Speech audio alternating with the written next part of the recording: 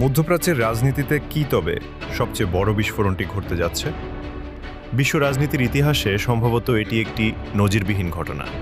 ইরানের বিপ্লবী guard corps বা আইআরজিসি এবার সরাসরি হুঁশিয়ারি দিয়েছে ইসরায়েলের প্রধানমন্ত্রী বেনিয়ামিন নেতানিয়াহুর ওপর। গাজা, লেবানন এবং ইরানের ওপর চলমান মার্কিন ইসরায়েলি সামরিক আগ্রাসনের প্রতিক্রিয়ায় তেহরান এখন তার চূড়ান্ত লক্ষ্য স্থির করেছে। তাদের ঘোষণা অত্যন্ত স্পষ্ট: নেতানিয়াহুকে খুঁজে বের করে হত্যা করা হবে।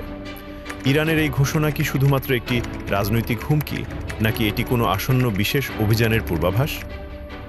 এদিকে ইসরায়েলি গণমাধ্যমে নেতানিয়াহুর মৃত্যুর গুঞ্জন তুঙ্গে। কি ঘটছে আসলে? আজ আমরা জানব এই ভয়াবহ উত্তেজনার পেছনের আসল কাহিনী।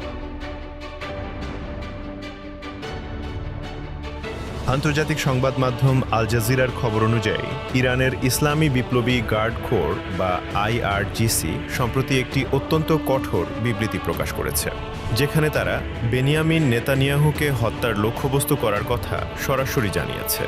আইআরজিসির বিবৃতিতে নেতানিয়াহুকে শিশু হত্যাকারী অপরাধী বলে আখ্যায়িত করা হয়। তাদের বক্তব্য হল, যতক্ষণ পর্যন্ত এই অপরাধী বেঁচে থাকবে ততক্ষণ ইরান তার পূর্ণ শক্তি দিয়ে তাকে ধাওয়া করবে এবং হত্যার চেষ্টা অব্যাহত রাখবে। ইরানের এই সরাসরি হুমকি দুই দেশের মধ্যে বিদ্যমান উত্তেজনাকে এক নতুন এবং ভয়াবহ মাত্রায় নিয়ে গেছে। ইরানি গণমাধ্যমের মতে, গাজা এবং লেবাননে নিরীহ ফিলিস্তিনি ও লেবানিজদের ওপর ইসরায়েলের চলমান গণহত্যার কারণেই তারা এই চূড়ান্ত সিদ্ধান্ত নিতে বাধ্য হয়েছে। এই ঘোষণার পেছনে রয়েছে সুদীর্ঘ রাজনৈতিক এবং সামরিক কারণ। আইআরজিসি মনে করে নেতানিয়াহু এবং তার মিত্র যুক্তরাষ্ট্রের যোগসাজশেই পুরো মধ্যপ্রাচ্যে সংঘাত ছড়িয়ে পড়ছে। বিশেষ করে ইরানের সার্বভৌমত্বের ওপর সাম্প্রতিক ইসরায়েলি ও মার্কিন সামরিক তৎপরতা তেহরানকে এই অবস্থানে এনেছে। বিশ্লেষকরা মনে করছেন, ইরানের এই ঘোষণা শুধু নেতানিয়াহুর জন্য নয়, পুরো ইসরায়েলি শাসনতন্ত্রের জন্যই একটি বড় সতর্কবার্তা। ইরান প্রমাণ করতে চায় যে তাদের ক্ষেপণাস্ত্র বা ড্রোন শুধুমাত্র সামরিক ঘাঁটি নয়, সরাসরি ইসরায়েলের শীর্ষ নেতৃত্বকেও আঘাত করতে সক্ষম। কিন্তু এই চরম হুমকির মুখে নেতানিয়াহু কোথায়?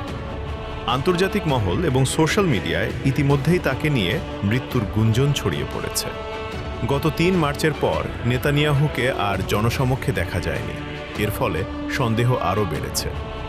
এদিকে তুরস্কের সংবাদ সংস্থা আনাদোলুর একজন সাংবাদিক যখন ইসরায়েলি প্রধানমন্ত্রীর কার্যালয়কে এই বিষয়ে প্রশ্ন করেন, তখন তারা এই খবরকে ভুয়া বলে দাবি করে। তাদের মতে প্রধানমন্ত্রী ভালো আছেন, তবে অদ্ভুতভাবে তারা এর কোনো দৃশ্যমান প্রমাণ দেয়নি, কোনো ছবি বা নতুন ভিডিও প্রকাশ করেনি। সন্দেহকে আরও উস্কে দিয়েছে সম্প্রতি ইন্টারনেটে ভাইরাল হওয়া একটি ভিডিও, যেখানে দাবি করা হচ্ছে যে নেতানিয়াহুর একটি বক্তব্যে তার ডান হাতে অদ্ভুত অসঙ্গতি লক্ষ্য করা গেছে। অনেক ব্যবহারকারী দাবি করেছেন এটি আসলে একটি ক্লাসিক এআই সৃষ্ট ভিডিও, যেখানে একটি আঙুলের গ্লিচ দেখা গেছে। এটি কি নেতানিয়াহুর মৃত্যুর খবর লুকানোর একটি প্রচেষ্টা? এই মুহূর্তে সবচেয়ে বড় প্রশ্নটি হল, ইরান কি সত্যি নেতানিয়াহুকে হত্যার অভিযানে নামবে? যদি তা হয়, তবে মধ্যপ্রাচ্য কি এক নতুন যুদ্ধের মুখোমুখি হবে? যদিও এক্সের AI chatbot Grok fact check করে মৃত্যুর গুজব নাকচ করেছে, কিন্তু নেতানিয়াহুর দৃশ্যমান অনুপস্থিতি ইসরায়েলে আতঙ্ক বাড়িয়ে দিয়েছে। ইরানি গণমাধ্যম যেভাবে আইআরজিসির এই বিবৃতিকে ফলাও করে প্রচার করছে, তাতে মনে হয় তারা তাদের পরবর্তী পদক্ষেপের জন্য পুরোপুরি প্রস্তুত। গাজা এবং লেবাননের ওপর ইসরায়েলি আগ্রাসনের প্রতিক্রিয়ায় ইরান যে কোনোভাবেই ছাড় দেবে না, এই ঘোষণা তারই চূড়ান্ত প্রমাণ।